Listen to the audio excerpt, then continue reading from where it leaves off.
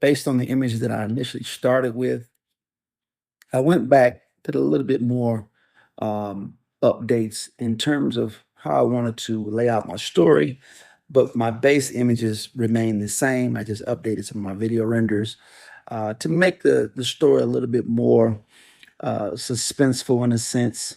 And I wanted to, do something with a little bit more unease, a little bit more psychological pressure. So I went back and did a couple more updates. I stuck with some of my shots here, my exterior shot, my margaritas, but I changed the tone just a little bit uh, to get into a little bit different genre. So as you can see, this is a recap of my images. What I did add was an exterior shot of the two women walking. Took a minute to sort of understand the for the for it to understand how uh, the characters were walking down the alleyway, but I wanted to add this G wagon in and the two women leaving, and then from there they took a look inside the G wagon. Wanted to get a high angle shot. Had them looking inside, so I added a few more shots, but you can just see the additional shots how they came out. And then a little insert shot here of them walking, something I can cut away too hard to get out of the scene in the diner. And a few renders here. This was actually pretty cool, but it didn't when they were looking inside, but it changed the look of my characters from the diner. I want to try to stay as close as I could to what they look like. I had one quick reveal shot in here with the guy with the sack on his head. And then I wanted to get a little bit exciting, add a little bit of action, see how the VO would handle an explosion.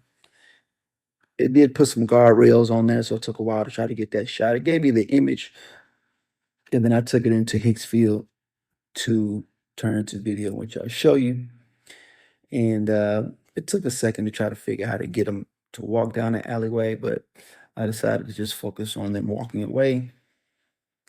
And I went back and I re-rendered some of these shots, just switched the dialogue around a little bit, and really wanted to try to push a little bit more tension into the scene, or more of an unspoken tension. So I like to play with things sometimes being, people often say things they might not mean, and playing with that contradiction in a sense in their performance. So hopefully be able to get a chance to see that. So then I hopped on into I downloaded my selects, had several renders that didn't quite take.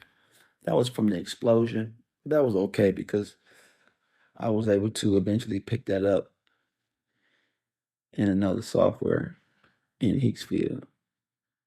So I went back and added an exterior, pedestrians walking by in the foreground, wide slow dolly camera right, two women in the diner quietly talking. They look.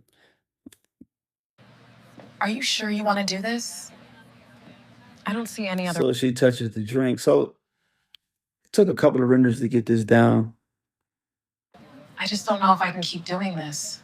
And I got away with a little cheat here with the foreground action crossing the camera. And then I switched it up. I needed to get some moments where they were listening to each other and sort of reacting and engaging with each other. So added a couple of those moments and it just changed it up just a little bit. And I actually like this a little bit better. And I just try to keep the prompts as simple as I could.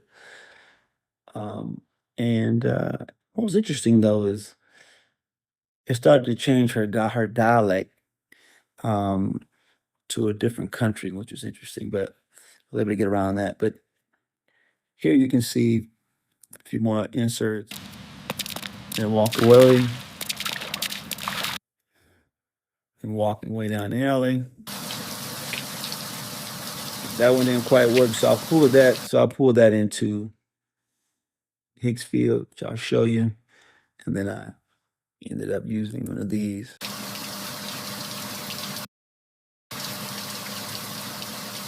That one didn't quite look like her, so I went with this one. Actually, not that one. That was actually kind of cool, actually. Oh, there's a shot. I deleted that one. Oh, here we go. I think it was this one. Yeah, so I got them. A few renders here. So I thought this worked. But notice a couple of things to give away. But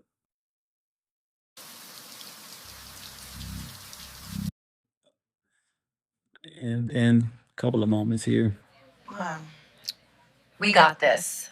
It's now or never. And that little subtle move is actually kind of nice.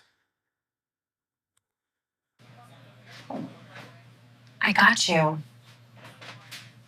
But are you sure? So kept some of my moments. I'm good. Let's get it over with.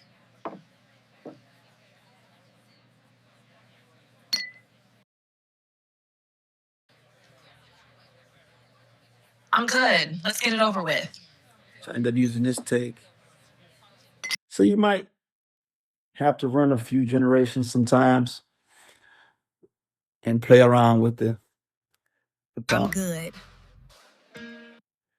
But you might be able to salvage some of the looks depending on what type of scene you're cutting together. But this is pretty much the base of what I ended up created. So then I took that into some of the shots into here, and this is one of my end shots.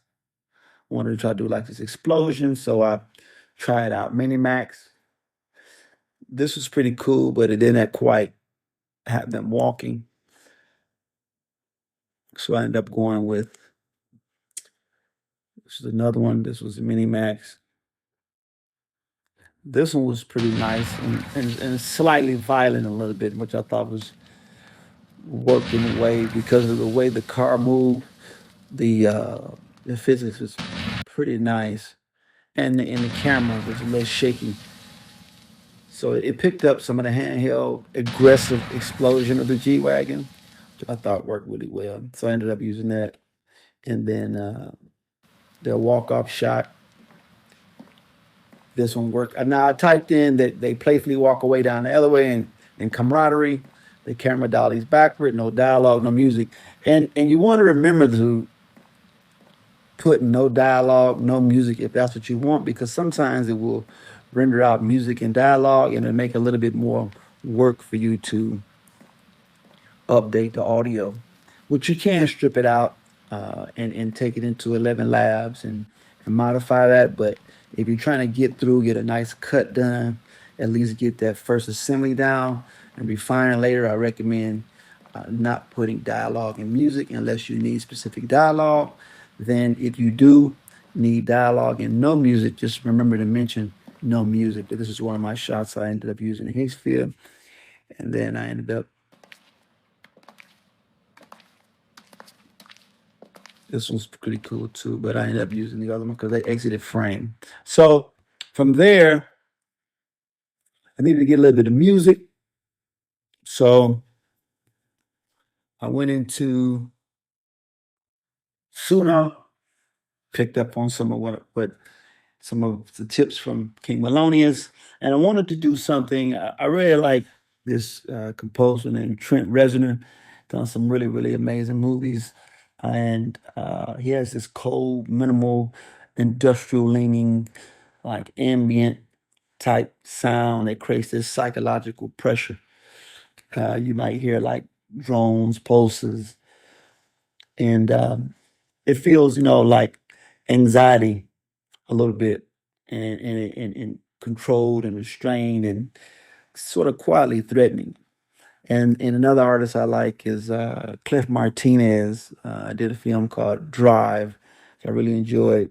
He has this, his scoring style is kind of like hypnotic, ambient as well. A little bit slower in motion, like gives you that emotional distance that sort of it feels detached, and he uses it almost feels like it hides, right? It doesn't overpower the scenes. You can feel it, but it doesn't like overpower it where you feel like you're watching, a movie.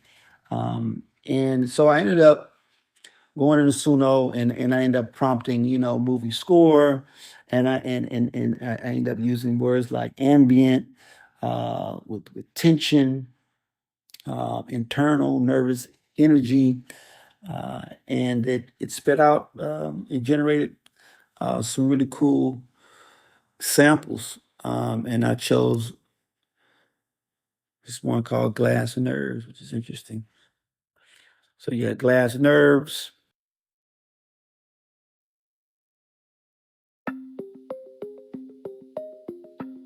And I like this pacing in it, and it felt right for the scene.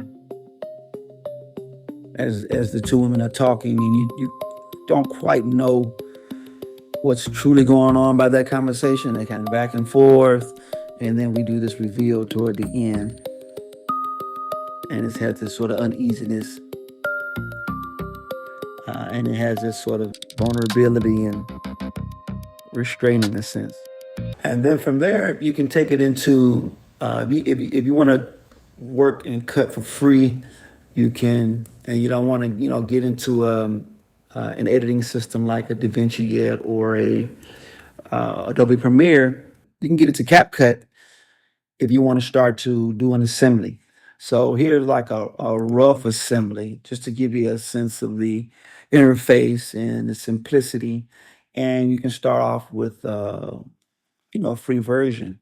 So this is one of my early assemblies that I started with some of my renders, just dropping in all my shots, as you can see here. I know it's been tough lately, but I really think this time it's different. Are you ready for appetizers and shots? It's been a long week, and we can celebrate my new promotion.